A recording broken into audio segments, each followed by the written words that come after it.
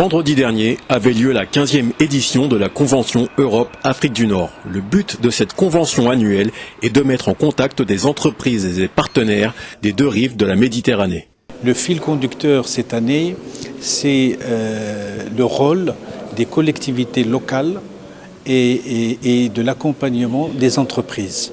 Aujourd'hui, si je prends le cas du Maroc, il y a un appel à projet de coopération décentralisée qui concerne les collectivités locales françaises et marocaines.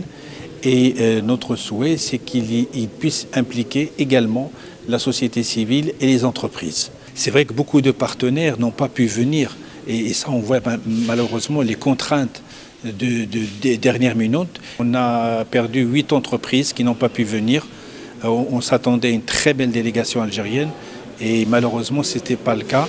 Donc on a 4 entreprises qui ont pu venir, mais on va s'y prendre cette année à l'avance puisque comme vous le voyez sur le badge, les dates de l'année prochaine sont déjà annoncées. Comme ça, nous, on peut faire les lettres d'invitation d'avance et les consulats français peuvent délivrer les visas à temps. L'objectif reste l'ouverture avec cette année la participation de la Mauritanie et la Tunisie. Le président tunisien du Forum international de Tabarka pour le développement africain va dans le même sens. Je travaille sur la diaspora tunisienne, maghrébine et africaine pour les amener à s'orienter vers leur pays d'origine pour alimenter et créer des projets réussis.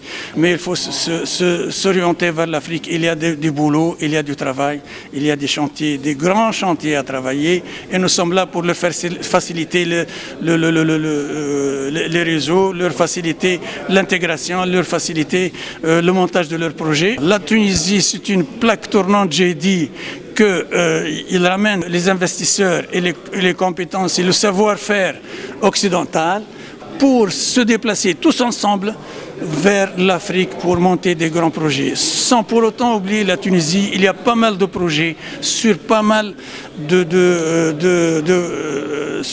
sujets qui intéressent le monde entier, notamment l'environnement, notamment la femme, les enfants, le développement, la formation. Plus de partenaires africains, mais également la volonté de délocaliser la convention pour toucher d'autres publics que ceux des grandes capitales. La 10e a eu lieu au Maroc, la 20e édition, on espère l'organiser à Alger. Mais pour le moment, on travaille cet axe des villes de province. C'est pour ça qu'on s'est déplacé de Paris et pour faire découvrir aussi la Nouvelle-Aquitaine, qui est une très grande région. Et c'est vrai que beaucoup de Maghrébins ne le savaient pas. Que c'est une région dont le PIB est égal à celui de l'Algérie, par exemple.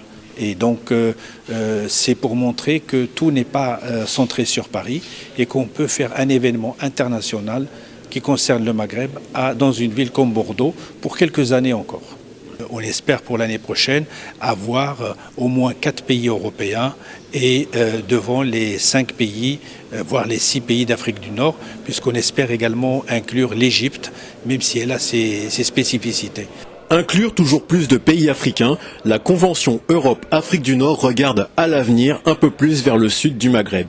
Des opportunités et une vraie nécessité pour l'économie des deux continents.